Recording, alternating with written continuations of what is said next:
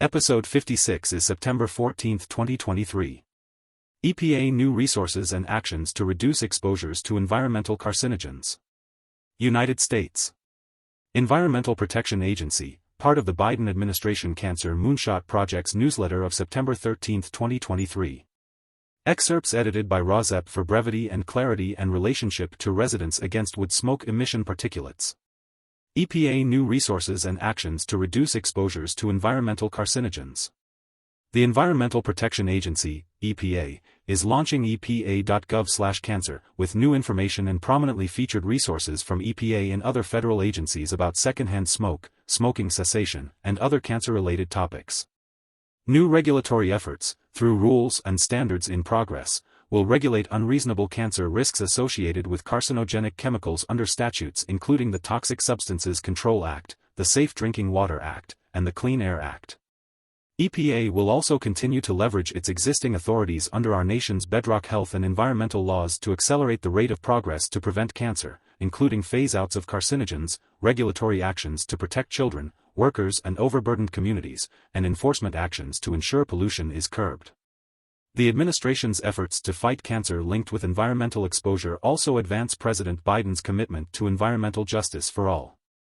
Wisconsin, proposed legislation to allow cigar and pipe tobacco smoking in workplaces. American Lung Association, Wisconsin. Excerpts edited by Marrazzo for brevity and clarity and relationship to residents against wood smoke emission particulates. Rather than protecting everyone's right to breathe clean smoke-free air, some state legislators are considering a proposal to allow cigar and pipe tobacco smoking in our currently smoke-free workplaces. The state legislature is currently considering a proposal to weaken the statewide clean indoor air law to allow cigar and pipe tobacco smoking in so-called tobacco bars. Send a message to your state legislators today and urge them to keep all workplaces smoke-free. There is no such thing as an acceptable smoking culture that doesn't harm the public and increase exposure to cancer-causing substances. Let's continue to protect everyone's right to breathe smoke-free air. Thank you for taking action on this important issue. Molly Collins, Advocacy Director for Wisconsin, American Lung Association. Uzbekistan and Climate Week and COP28. The New York Times, Climate Forward Newsletter. September 14, 2023. To understand the challenges for clean energy, we went to Uzbekistan. Excerpts edited by Marrazzo for brevity and clarity and relationship to residents against wood smoke emission particulates. Starting on Sunday, September 17, 2023 in New York, policymakers, diplomats, and others will convene for Climate Week, along with the UN General Assembly and several related gatherings, including the New York Times Climate Forward event. And COP28, the annual UN-sponsored climate meeting, is just a couple months away.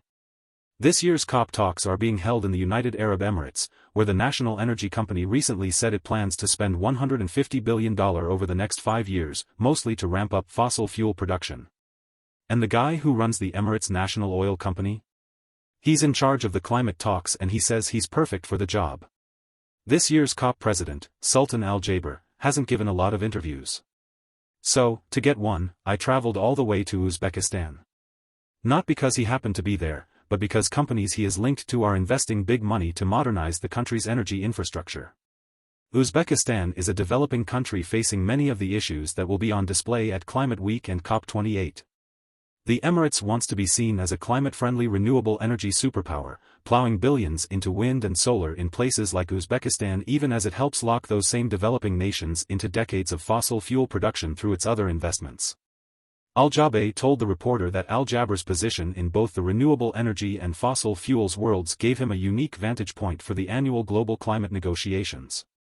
He argues that progress has been stymied because climate advocates and fossil fuel interests vilified each other, a problem he'd solve by bringing them to the same negotiating table. He runs Masdar, a renewable company that funds zero-emissions energy technologies like wind and solar power across 40 countries. And he's also the head of ADNOC, one of the world's biggest oil companies. He told me it would keep producing more fossil fuels, as long as the market demands it. California, Trinidad. All wood smoke is toxic. Mailbox. North Coast Journal. The DEQ estimated that wood stoves emitted 8 tons of benzene there during the wood-burning season. Other heat sources emitted almost none. Wood smoke. This includes wood smoke from wood stoves. 12 years ago, the Oregon Department of Environmental Quality performed air toxics monitoring in Klamath. All wood smoke is toxic, September 14, 2023. Excerpts edited by Rozep for brevity and clarity and relationship to residents against wood smoke emission particulates.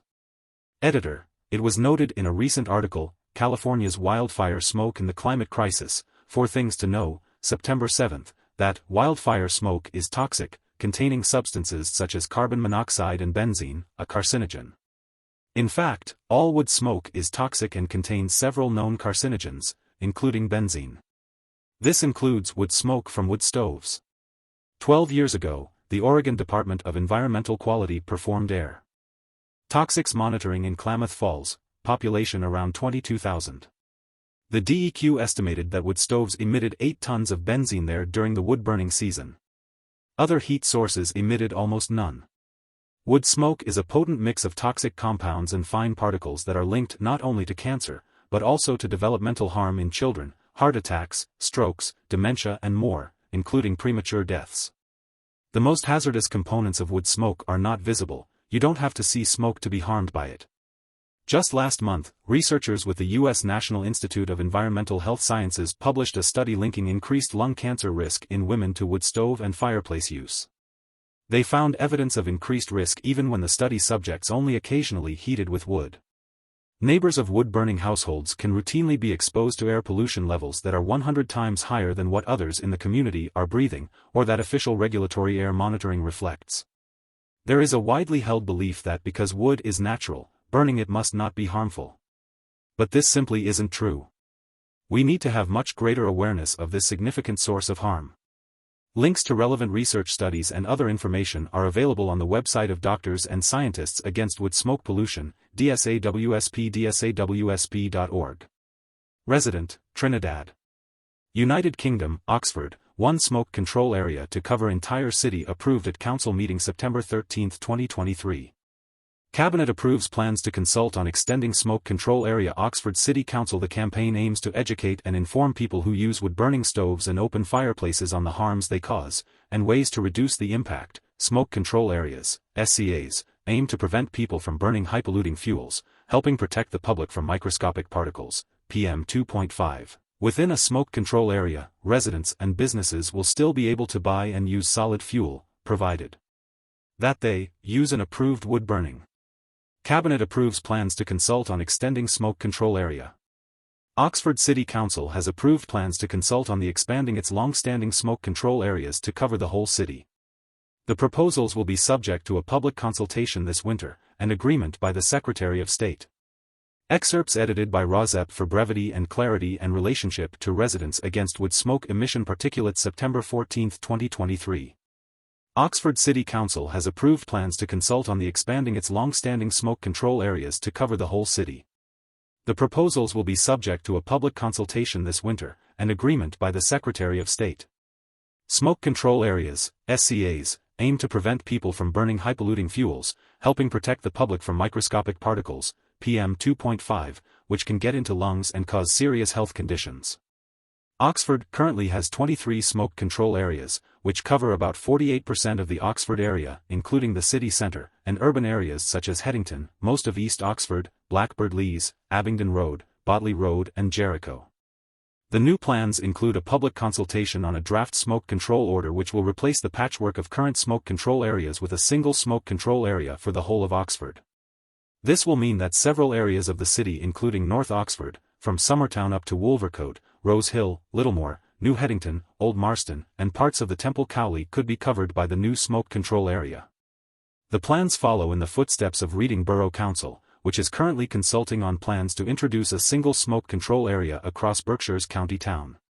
What is a smoke control area? Smoke control areas aim to reduce the smoke that can be released from domestic and commercial chimneys. In a smoke control area, residents and businesses must burn solid fuel in a way that is both clean and safe. Within a smoke control area, residents and businesses will still be able to buy and use solid fuel, provided that they use an approved wood-burning stove or appliance. Or, if they are unable to use an approved stove or appliance, they must use an authorized fuel type. Houseboats are not covered by existing smoke control area legislation and so not covered by the single smoke control area proposal. But Oxford Council regulates with a eco-moorings trial and by issuing best practice and guidance for boaters through its Do You Fuel Good? campaign. Bonfires and barbecues are also not covered by smoke control areas, and there is separate guidance on the Council's website. Under the proposals, nothing will change for those living in the parts of Oxford already covered by a smoke control area. Oxford's first smoke control areas were introduced in 1958, 6 years after the Great Smog of London, which covered the capital for 5 days and resulted in some 12,000 deaths. A map of the existing smoke control areas can be found on the City Council's website. If the City Council witnesses smoke from the chimney of a domestic or commercial building, it can issue fines of between £175 and £300. Selling or buying unauthorized fuel for use without an approved appliance in a smoke control area can face fines of up to £1,000. Next steps. Following approval at Cabinet last night, the Council plans to consult on the proposals this winter, and residents and businesses will be invited to share their views. The decision to extend the smoke control areas will also be subject to approval by the Secretary of State. Health impact of air pollution. The WHO estimates that around 7 million deaths each year are linked with air pollution now estimated to be competing with other major global health risks such as unhealthy diet and tobacco smoking. In September 2021, the World Health Organization published new guidelines which recommend stricter limits on the safe level of air pollution, including PM2.5, who advised that there is no level at which pollutants stop causing damage. Over the last decade alone, from 2011 to 2021, emissions from fine particulate pollution, PM2.5, from domestic wood burning increased by 124% in the UK. How the Council is tackling air pollution. In Oxford, the city's latest air quality annual status report shows that PM2.5 levels are still slightly above the current recommended WHO guidelines and 66% of all local fine particulates, PM2.5, come from domestic heating, compared with only 21% coming from transport. This includes the use of solid fuel stoves. In 2021, the Council approved its Air Quality Action Plan 2021 to 2025. In 2022, Oxford City Council launched its Do You Fuel Good? Campaign. The campaign aims to educate and inform people who use wood-burning stoves and open fireplaces on the harms they cause. I am pleased that we will be moving forward in our efforts to tackle toxic air pollution in our city. We know that smoke and air pollution can lead to severe health issues, and implementing a single smoke control area will aid us in reducing both indoor and outdoor particulate pollution across the city. Councillor Anna Railton, Cabinet Member for Zero Carbon Oxford and Climate Justice. Australia, Sydney. Sydney faces months of smoke as authorities race to conduct hazard reduction burns. New South Wales, NSW, Rural Fire Service, RFS, says it is significantly behind schedule and will continue to do hazard reductions as long as it's safe. September 11, 2023. Excerpts edited by Rozep for brevity and clarity and relationship to residents against wood smoke emission particulates. The New South Wales Rural Fire Service Commissioner says that as long as it's safe, firefighters will continue conducting hazard reduction burns over the next few months, which could result in smoke being trapped in the Sydney Basin. Sydney awoke to a blanket of smoke over parts of the city on Monday from hazard reduction burns at the weekend. Smoke goes in there overnight and the inversion layer comes in and just traps that in the morning until a bit of a breeze picks up, the Commissioner said on Monday. It does have health impacts on others. The RFS measures its hazard reduction burns by the financial year. Last year, up to June 30th, only 24% of the program was completed, and Rogers said it was similar the year before due to the extreme rain. We're significantly behind and hence, we'll continue to do hazard reductions as long as it's safe, he said. Communities are being urged to prepare for what is likely to be the most significant bushfire season since the 2019-20 Black Summer fires.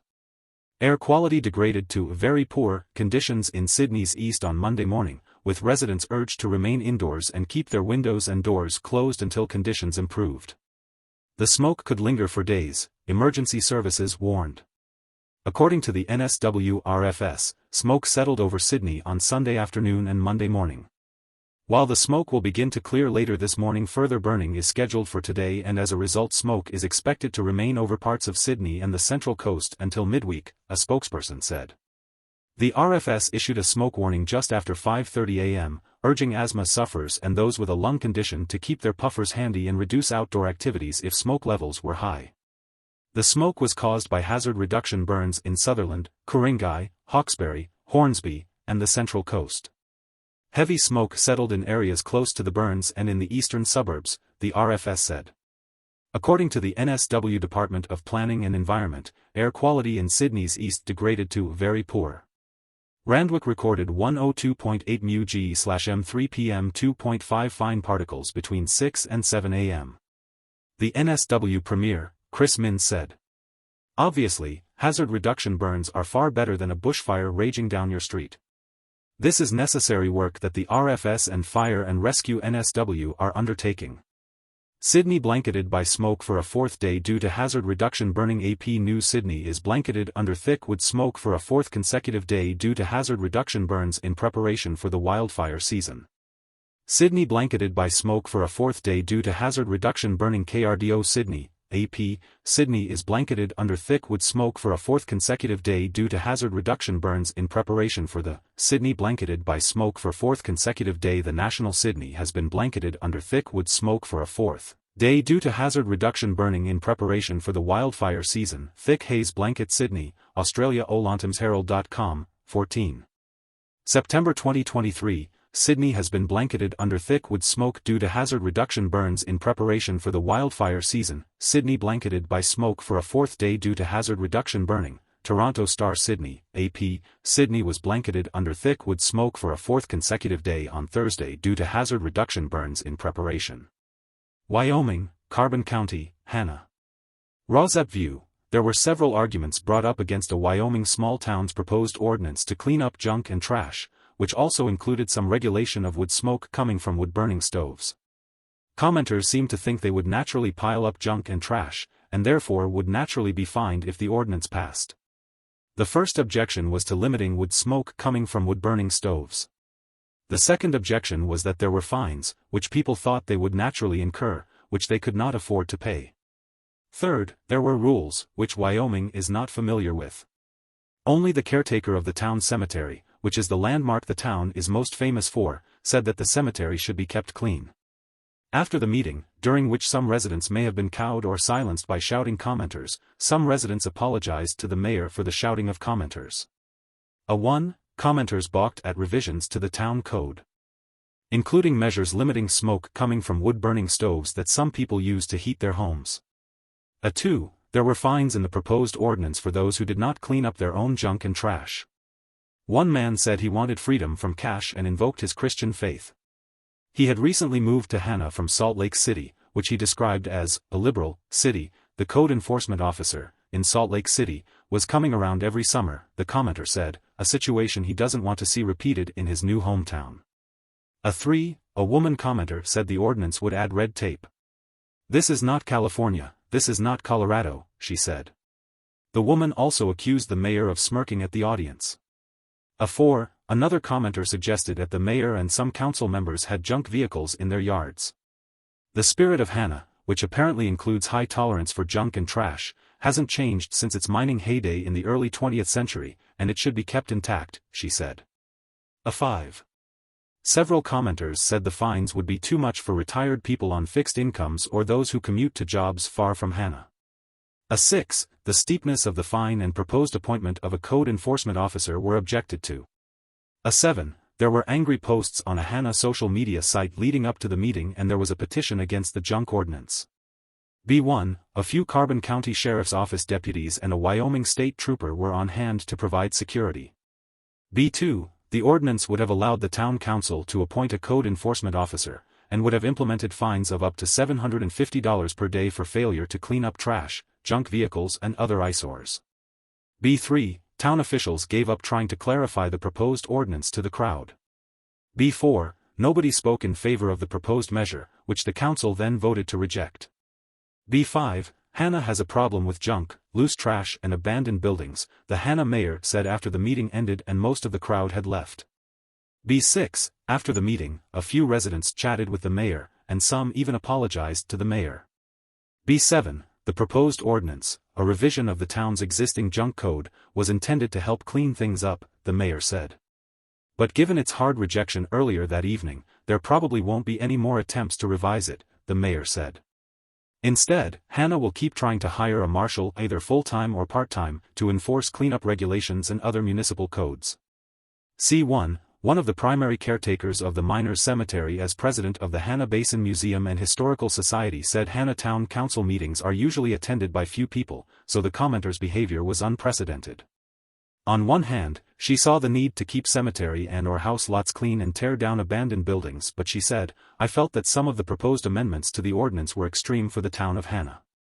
Wyoming, Carbon County, Hannah, population 683, https://cowboys.rile/2023/09/13/rile-up-hannah-residents-cus-out-town-council-over-junk-ordinance. The ordinance would have allowed the town council to appoint a code enforcement officer. Wood-burning stoves that some people use to heat their homes. Resident. This is not California. Excerpts edited by Rozep for brevity and clarity and relationship to residents against wood smoke emission particulates. A Hannah Town Council meeting on Tuesday over a proposed ordinance cracking down on junk and trash. September 13, 2023. Hannah, in Carbon County, has a population of 683. Junk, trash, abandoned buildings. The town of 683, which sits off an isolated stretch of U.S. Highway 30 southwest of Medicine Bow, doesn't have a town marshal, the Hannah mayor said. The town had a population of thousands during the height of coal mining there, which began to taper off in the 1980s. Hundreds of miners died in accidents over the decades that the underground mines were operating, most notably during massive explosions in 1903 and 1908. Many of the miners who died in those explosions are buried in a cemetery just outside of town, which is considered to be one of Wyoming's most important historical sites. California. Oroville large wood pile fire lights up the morning sky in Oroville News. ActionNewsNow.com. Action News Now. A large fire lit up the early morning sky in Oroville Thursday morning. Cal Fire said wood piles and wood chips are burning on Georgia Pacific Way, large pile of wood burning in Oroville. CBS News. A fire burning in a large pile of wood scraps in Oroville is expected to burn for hours, say firefighters. California, Sierras. Weatherman specializes in PM2.5. Dennis Madison's weather, September 14, 2023, Sierra Wave. He specialized in the monitoring, measurement and movement of particulate matter 2.5 and 10 microns in size, known as PM2.5 and PM10. He also